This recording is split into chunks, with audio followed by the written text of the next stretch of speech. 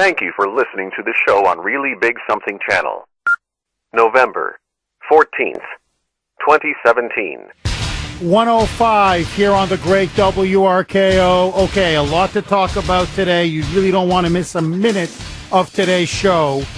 Will it finally happen? But before I get to this, a very important breaking story, I just want to read a text that just came in a couple minutes ago. This is from 617. Jeff, I feel like the only, this is all in caps, place I can get the truth and a proper perspective on Roy Moore is the Kuhner Report.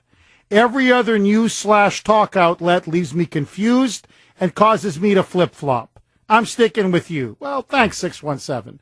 Look, my position is very simple. Let the people of Alabama decide.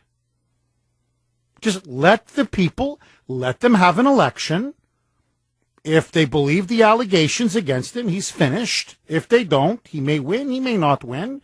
But I have enough confidence in the people of Alabama.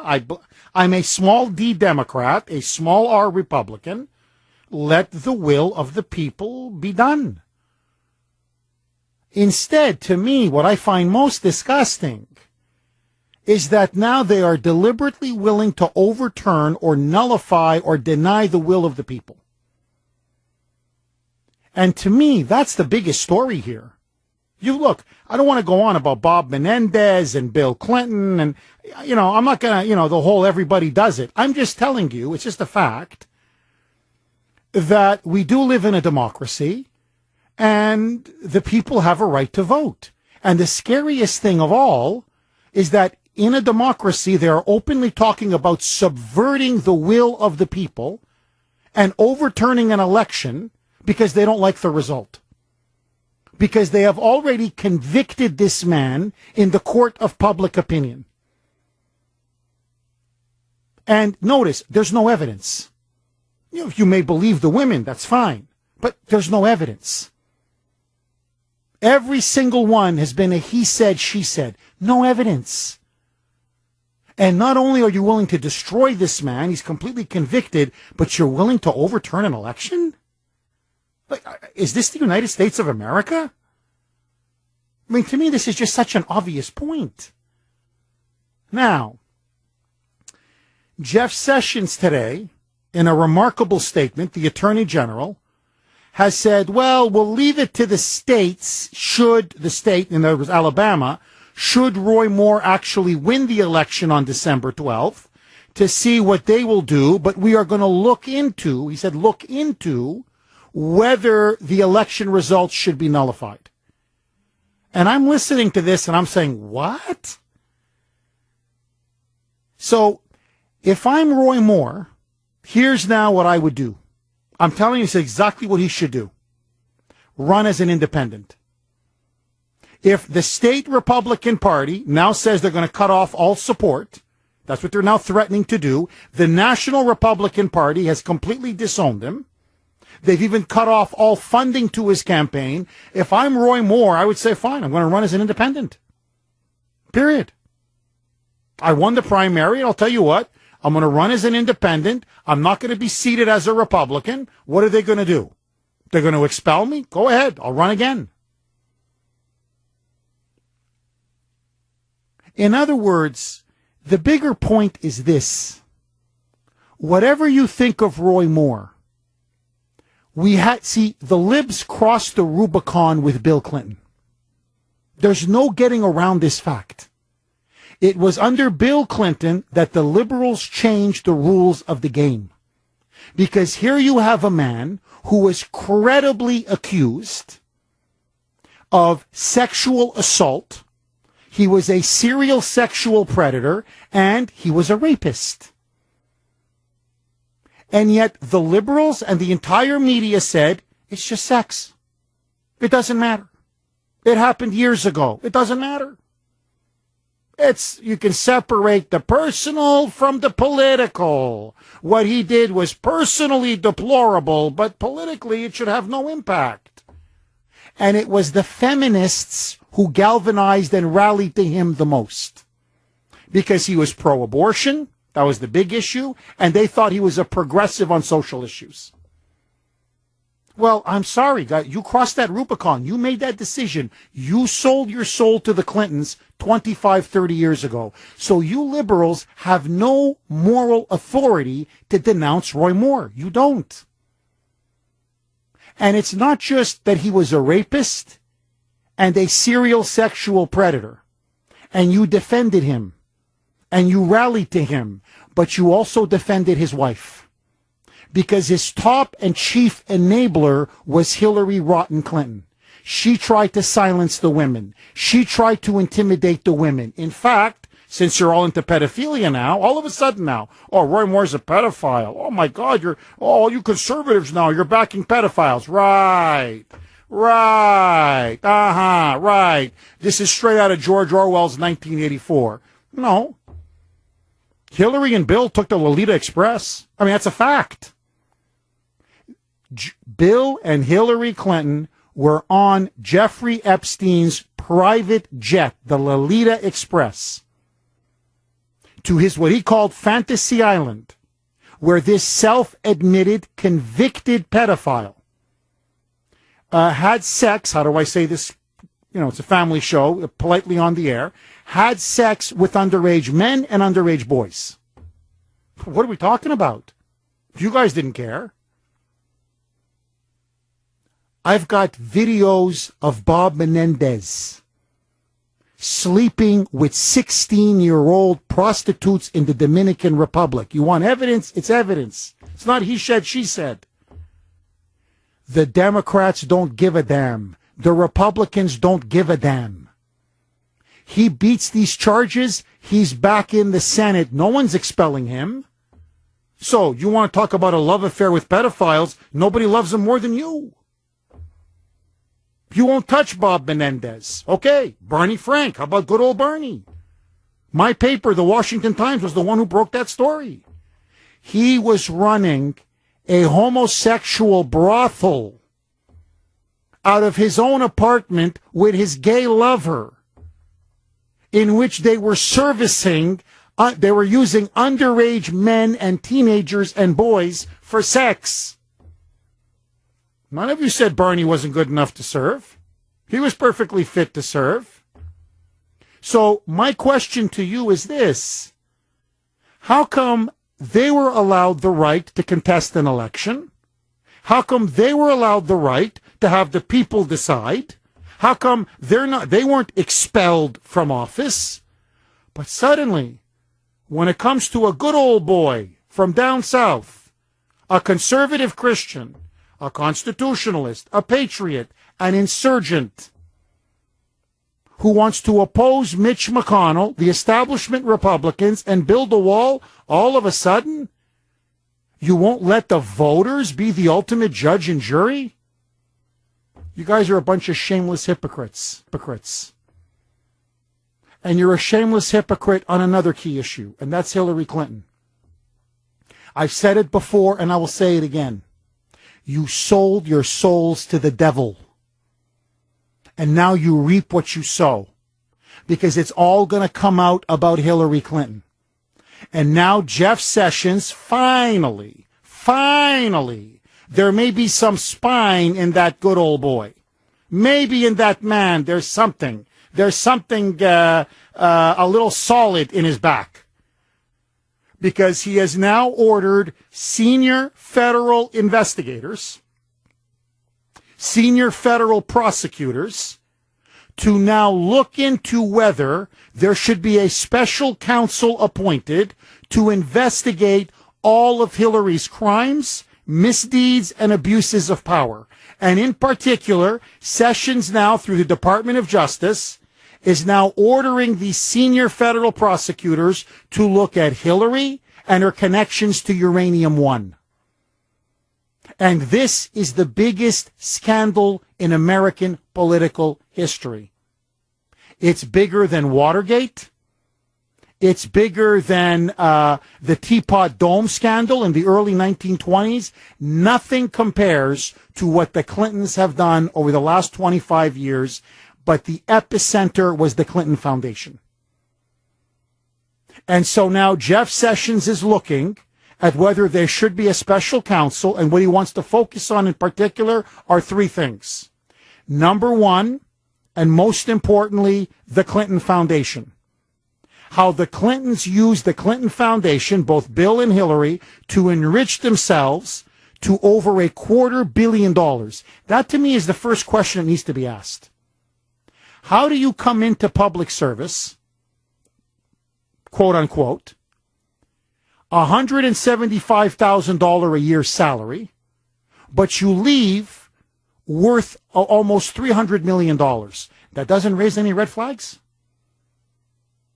I mean, this is no longer, we're not even talking stealing. This is sheer plunder. I mean, this is sheer highway robbery.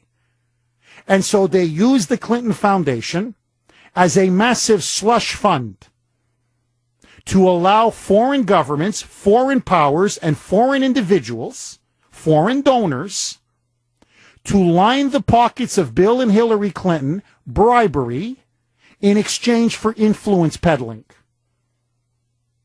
The big one was Uranium One. I could go on about the Saudis. I could go on about Iran. I could go on about China. You want to know the biggest scandal of the Clinton years? It wasn't Monica Lewinsky. That was a big scandal. Don't get me wrong. It was Chinagate. Chinagate was the biggest scandal of the 1990s. It was the same method. The Chinese government, using a middleman, were lining the pockets of the Clintons. In exchange, we sold them our most sensitive nuclear technology and military equipment.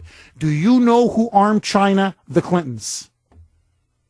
We gave them everything. And now they are a rival of ours.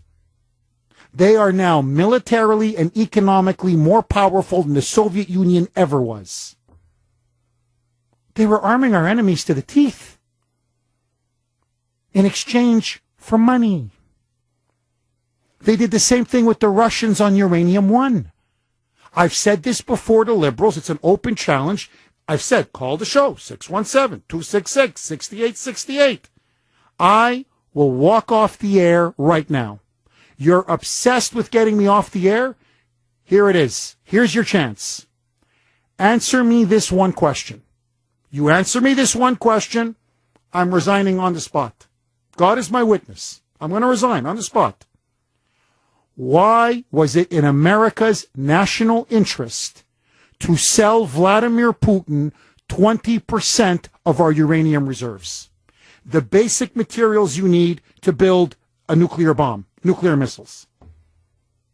On what grounds of national interest and national security was this in America's self-interest? Give me the reason for that. You can't. If you're honest, you can't. And so the only way that sale was able to succeed, the only way that sale was able to be made, was because the Russians funneled $145 million through the Clinton Foundation. They cut Bill Clinton a personal check of $500,000 to deliver a 20-minute speech in the Kremlin. You think they think Bubba is so brilliant that he's worth $500,000 for 20 minutes? Are you either that naive or stupid? By buying them, they bought the country. They need to be indicted. They need to go to jail. Hillary Clinton needs to be indicted. Bill Clinton needs to be indicted. And the people who covered up that FBI informant who wanted to blow the whistle on the Clintons and was then silenced by the Obama Justice Department, in particular Eric Holder and Loretta Lynch. They also need to be indicted. And it's not just the Clinton Foundation and Uranium One. The use of the private email server, compromising our sensitive, top secret, classified information, her repeated lies, her destruction of government property, Benghazi. I could run down the whole list. This woman committed crime after crime after crime that if you or I did, we would be in prison for the rest of our lives. So the real test now is, are we a nation under law where there's one set of laws and rules for everybody, or are we now a banana republic? Because the definition of a banana republic is there is one set of laws and rules for the political elites and another set for the peasants. And what you liberals are saying is there is one set of laws and privileges for our rulers.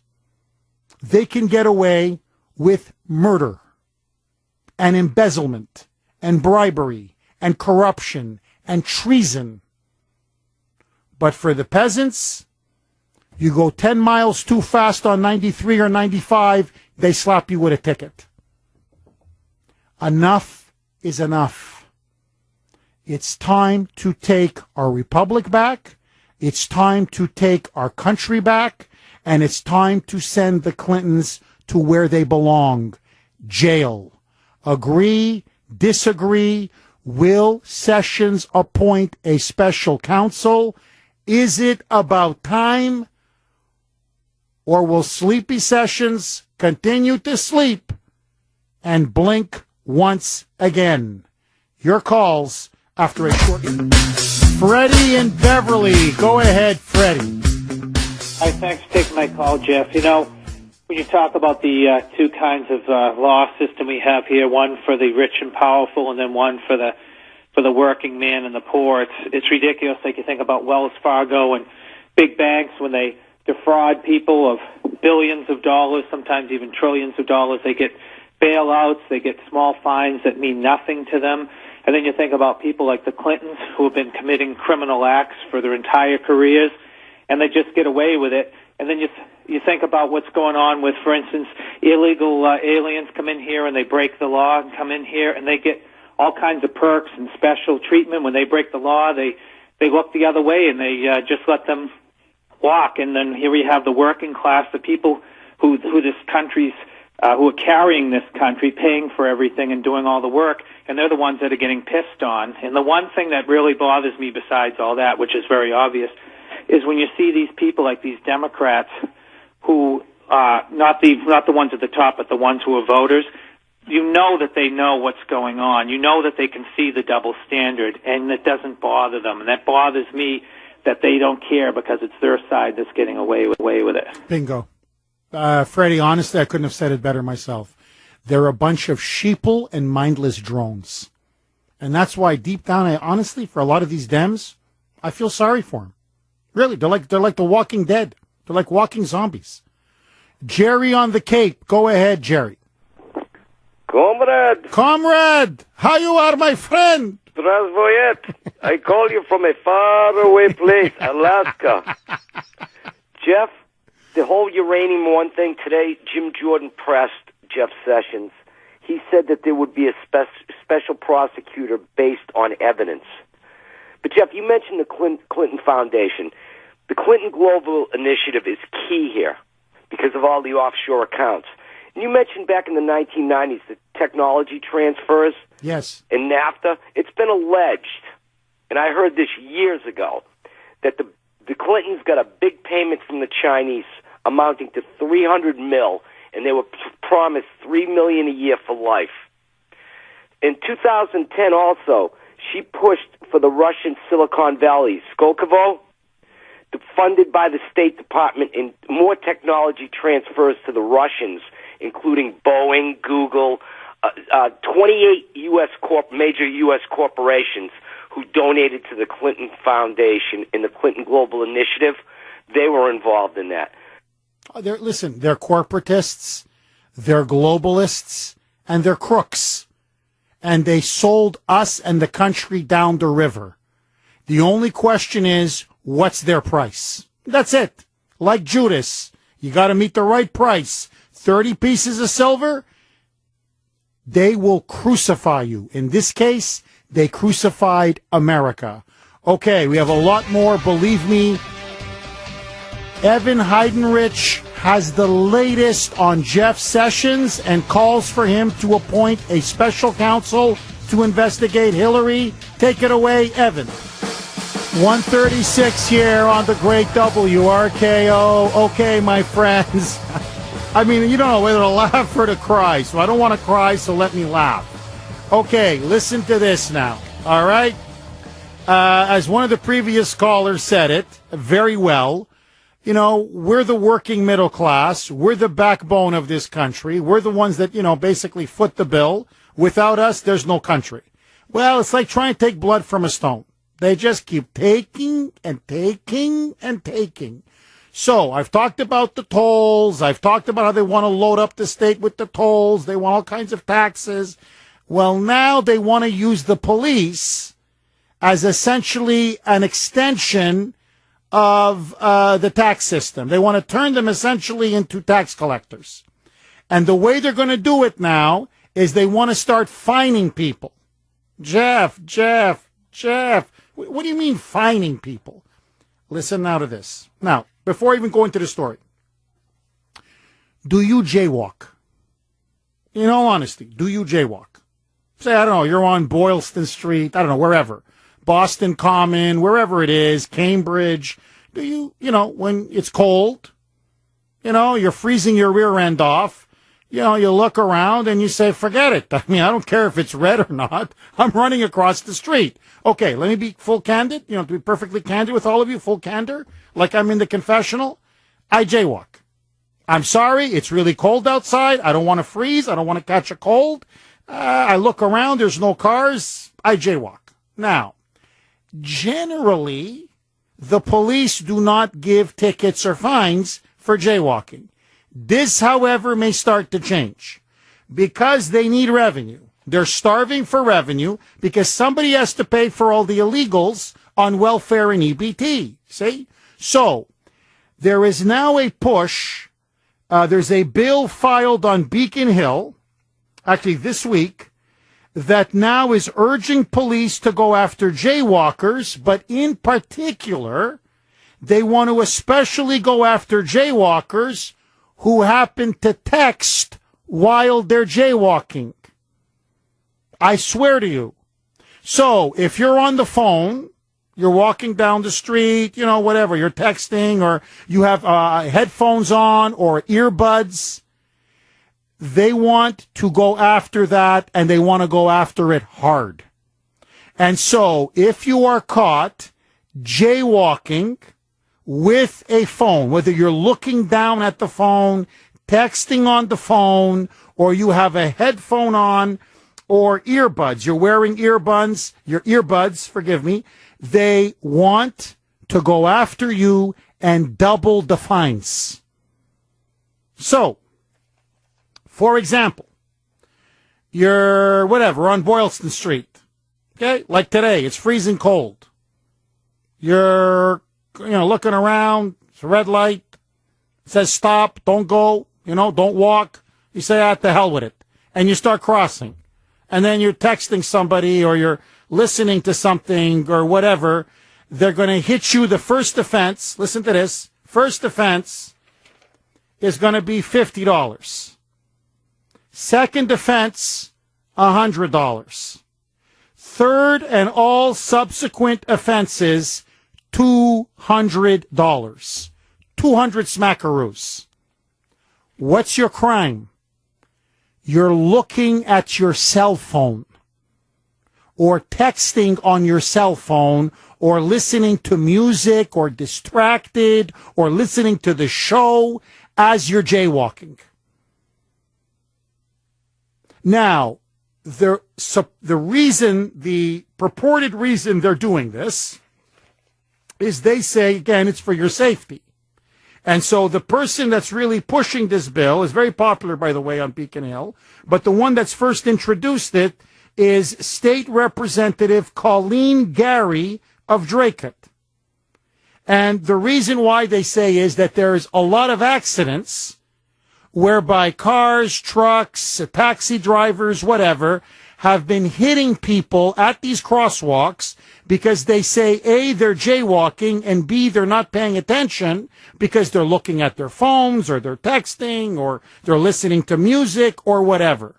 So in the name of public safety, they're going to encourage the police to crack down on A, jaywalkers, and B, people who text while jaywalking. And they say by doing this, they're going to discourage people from jaywalking and, most importantly, not being distracted while jaywalking. And so they figure a couple of $50 fine, maybe $100 fine, you lose a couple of $100, you're not going to jaywalk, or if you do, you're going to put your phone in your pocket. Every time you cross the street, you're going to put the phone in the pocket. Because if you're caught even looking at the cell phone, that's considered being distracted, and they want the cops to crack down on that. Now, let me just say a couple of points, and then I want to throw it open to you. 617-266-6868. Do you think the police should go after jaywalkers? And in particular, should they go after jaywalkers who are texting while jaywalking? $50, $100 second offense, $200 third and subsequent offenses. Okay. To me, the first point is this. We don't have enough crime in the greater Boston area. These poor police. No, really. Now they have to be distracted, I don't know, from going after drug gangs, drug trafficking, murderers, rapists, burglars, whatever. So these guys don't have enough, these guys and gals, they don't have enough on their plate already as it is. So now you're going to force them to start obsessing over who's jaywalking, who's not, who's looking at their phone or not. So, I don't know, what if I get a zit, zit, zit, a little text? I look down, I'm police says, hey, I saw you looking at your cell phone. Come here, buddy, $50 fine. Oh, is this your second time? $100 fine. So, you're turning the police into an agent of the tax collection office. You're basically now turning cops into tax collectors. It's bad for morale. The police are going to resent it. It's going to distract them from the real criminals. But here's the bigger point. There's no common sense. We live in a big, crowded, congested city. We're all on the go. We live in New England. 6 months of the year, it's freaking freezing outside. That's why I jaywalk, because I don't want to freeze outside. And I'm sorry, but the phone and texting, it's just become part of life. I don't like to do it. I almost feel like an arrogant jerk. I'm like, what, am I so important? I can't look up? But that's just the nature of the world. Brittany texts me 50 times a day. As an example, as my executive producer. Then, there's Jared, there's people here at WRKO, there's my family, I got sources everywhere, reporters. I'm not kidding. It's just text all day. That's how I make my living. So this is just the reality of life. You know what this is? It's another blatant cash grab. It's bad for the police. It's bad for people who walk on the streets. And it's bad for you and me. They want to suck blood from a stone. They want your money at all costs. 617-266-6868. Scott in Linfield. Go ahead, Scott. Hi, Jeff. Hi. I'm a driving instructor. I've been a driving instructor in class and in the car for 17 years. Do you know what the fine is for jaywalking in the Commonwealth of Massachusetts? Now, isn't it $25? No. Okay, what is it? $1. You're kidding. $1. And that's why the jaywalking law is never enforced. Now, I'm not really concerned with suburbs, Linfield or Salem or Beverly or Manchester by the sea.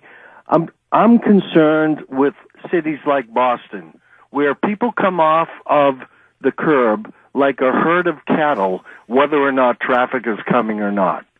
And there have been times, and even in Salem, during this October area time, I have to travel through Salem. I have watched maybe 2 cars get through a green light because people just cross the streets on green lights like a herd of cattle. And I think the $1 fine is absolutely ridiculous. Now, getting to the telephone part of it, I don't quite agree with that kind of a fine. I mean, if you're watching the walk light, you're not watching the walk light. If you walk on the don't walk light, then you're subject to jaywalking. And the only other way you can jaywalk is if you cross a road and there's a crosswalk within 30 feet and you don't use it, then you're jaywalking. But the law is never enforced. It's $1 fee, $1 fine. Brittany's telling me in my headphones that it's you do it 3 times, it's $1. The 4th time, it's $2. Is that true? I don't know about the 4th time. All I know is nodding her head up and down like yes. Okay. The fine is $1. I know that. All right, Scott, I'm just curious. If I could make you, like, I don't know, governor or mayor for a day, okay, king for a day, what do you think the jaywalking fine should be? What would be a good, respectable, fine that would act as a deterrent? I think the first offense should be $25. And I think it should be more. I mean, not the whole state in general, because I mean, you take an area like Winchendon or Royalston, Massachusetts, that's way up in the center of the state. The amount of traffic in Royalston is almost nil. It's a one-horse town. I know because I own a summer camp that's up there. I don't think jaywalking is an issue there. It's more of an issue in Cambridge, in Alston, in Boston. Oh, Boston, it's huge. All right, Scott, so you would go 25, then what, second offense? What do you want to do, 35? Well, maybe second offense, 35, and then start getting more serious, 75. Scott, thank you very much for that call. Okay. Scott, thank you for that call. I appreciate it. So, Brittany, you're nodding your head up and down. Your first, second, and third is $1. Is $1. That's it. Fourth, fifth, I thought and it was sixth, $25. $2. $2. Yeah. Now, you tell me you find these jaywalkers incredibly annoying to the point that you fantasize about maybe like... What? No, I don't want to say running them over. That's a bit strong. But like maybe with the car... What? Like, yeah, a little like, like just a little nudge with the car there. Just a little quick nudge. No. No, I'm kidding. All right, I'm just teasing. No. But no, you do find the jaywalkers It's annoying. I don't like when people... you're at a green light and people are just crossing in front of you, or when you're trying to cross at a crosswalk and people just fly by you, like where we work. How many times we almost got picked off before because people don't stop for people in the crosswalk? I think that I don't really agree with, $100 fines, $200 fines, and so what if people have their cell phones out. But I think people need to be cautious when they're crossing the street. And I also think that the drivers need to be careful as well, because people just dodge out in the middle of the street. All right, so what you're saying is this. You want the fines for jaywalking to be increased, but you don't want it doubled because they're texting. The texting part is almost irrelevant. I just don't think that it's going to be enforced. It's never been enforced, so it's not going to be enforced now. Well, if you put it up to $25 or $50... Oh, come on, Jeff. If the you police... What are they going to do? Put cops on every corner, sitting at every crosswalk, sitting there like a detail? Are you kidding me? That's more money wasted. Well, I agree with you, but hold on, though. But that's the thing about with this texting. I mean, so you're going to have police now saying, okay, well, let's just say they raised it to $25. They go, jaywalking, $25. Ooh, Brittany, was that a phone? Did she just look down at her phone? Well, now it's not only $25, it's going to be $50. So, I mean, like, to me, you start having police enforce whether you're texting or looking at your phone, it's going to be a mess. It's going to be a mess. I don't think that it's going to be enforced. I don't think the cops really are going to go for it. I don't think they're going to do it, and I don't think it's going to be enforced. I mean, have you ever been pulled over for texting while driving? I mean, has that been enforced? I don't text while I drive. But you know what I'm saying? Like, there's a law. You can't text while drive. You shouldn't really talk on the phone when you're driving. Well, no, I do Bluetooth. Bluetooth, yeah, fine. I do Bluetooth. But do they enforce that? The texting and the driving? Yeah. I don't know. I mean, I have to ask the police. I mean, do they enforce texting while driving? Because it's illegal in Massachusetts to text and drive. Now, I don't text and drive. I do talk on Bluetooth. Apparently, you can't even hold a cell phone to your ear, right? Correct? Isn't that illegal? Right, yeah. So, I mean, I don't know how strictly the police are enforcing it. But what I find incredible is they just keep passing one law after another, after another, after another. How about we just enforce the existing laws on the books? Huh? I mean, I'm just saying, look, treat me like an illegal. That's all I ask. WRKO, the voice of Boston. Okay, Kuhner country, as is our custom, because, we believe in accountable, transparent government. State Representative Colleen Gary, she's the one that's pushing doubling the fines for jaywalking while texting. She wants $50 first offense, $100 second offense, $200 third and subsequent offenses. A big-time moonbat. They just can't get enough money out of you. She's from Dracut. She wants to impose it on the whole state. Give her a call. 617-772-2380. Let her know how you feel, how she wants to keep racking up fines for you just because you're texting and jaywalking. 617-772-2380. How do I say this? If you take a look at a picture of a state rep Gary, she could use some jaywalking. Frankly, any kind of walking. Just move. I'm just saying. I think that could be one of the reasons why she has a lot of resentment against jaywalkers. I'm just saying, Brittany. Donald in Boston. Go ahead, Donald. Ay, ay, ay. Hi, Jeff. Donald. The Boston police really don't enforce traffic at all. They don't enforce it unless there's a sign to go out and write tickets for certain stop signs, streets, etc. The guys are so tired from working like 100 hours a week, they don't even want to get out of their cruiser. So you're saying that we shouldn't really worry, Donald, even if they pass this, the cops won't enforce it. Now, I've got to say, I'm getting a lot of texts from police officers saying that, no, Jeff, we do enforce texting and driving. Good. They should. Brittany, I don't know. You do a lot of texting on the road. No, I don't. But you said it's voice activated, no, though, right? Usually if someone calls me, I do a voice activation, but only when I'm stopped, which I know it's not right. But I always call people. If someone texts me, I'll just call them, and I always tell them, I'm driving, I can't talk. I'm always on the road, Jeff, so I always, call people.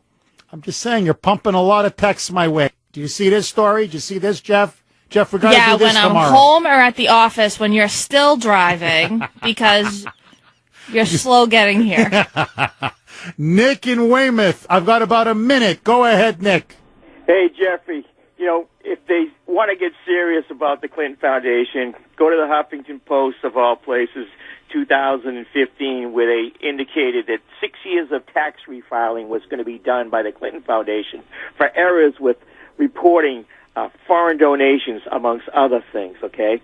Their eventual tax litigation was handled by DLA Piping, which employs one Peter Comey. Name sound familiar? Well, that's the brother of that bum.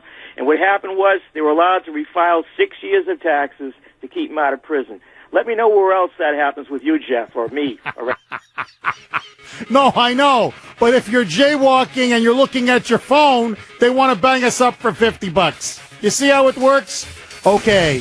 Huge local scandal. Next, don't touch that dial. The voice of Boston is you. 680 WRKO Boston, 93.7 WEEI HD2 Lawrence, Boston.